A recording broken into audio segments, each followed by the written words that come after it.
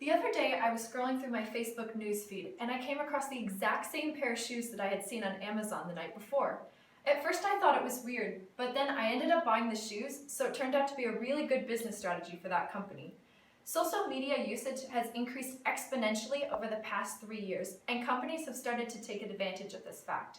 Companies use places like Twitter, Facebook, and Instagram to market to and interact with their customers. Recently, companies have started using likes, reposts, and mentions as new analytic tools to analyze different trends within their business. Big data can take advantage of the wealth of information on these social media sites to give businesses a competitive advantage. Delta has started looking at social media posts that included a reference to Delta and found that their most common complaint was lost luggage. Based on this information, they created a Track My Bag feature for their mobile app. Posts can also give companies a continuous way of analyzing their product or brand satisfaction in comparison to their competitors. This competitive intelligence gives companies an advantage in the market. Another way businesses are using big data and social media is by targeting marketing and advertising to places where it will be most effective.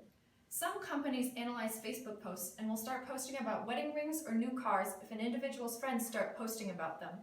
In the future, these analyses will push even further in analytical power. Insurance companies could predict the cost of insuring someone based on what they post or like on Facebook. Businesses could predict which job candidates are more likely to eventually have a criminal record based on different characteristics such as neighborhood, financial stability, or life satisfaction, many of which can be calculated at least to some extent based on information available on social media.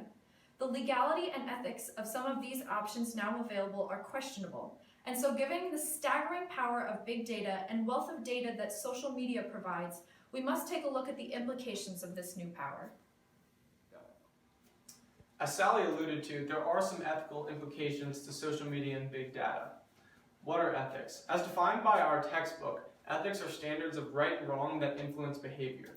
Well, how does this influence big data and social media? If you actually look at one of the other terms that we've studied in management, adverse impact, you can see an example. So, for example, if you look at, let's say, a group of people who aren't as wealthy, lower socioeconomic status, or maybe in a culture that doesn't use social media or laptops, you're not accounting for the fact that not everyone uses social media, not everyone is on these things. So by marketing certain stuff based on who likes what, who shares this, who comments on that, you could be missing a lot of groups, which is a huge ethical problem.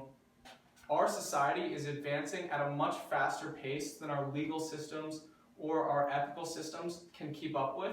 At the end of the day, big data and ethics are really about two things: consumer satisfaction and social capital. It's fairly easy to get caught in the hype of big data because it's often used as a buzzword.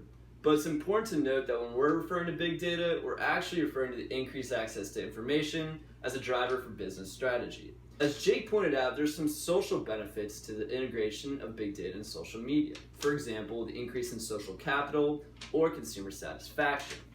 This is because the social function of a business is to meet a need at a profit.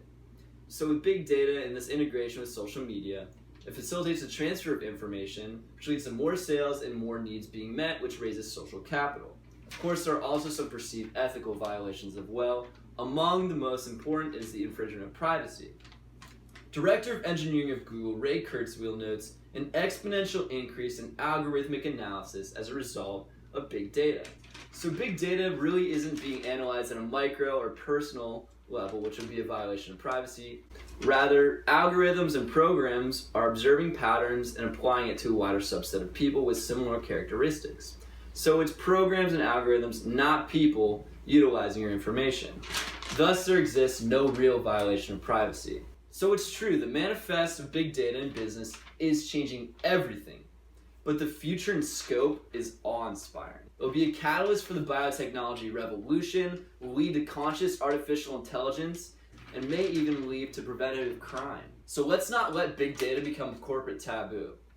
Let's let it drive the future. Thank you.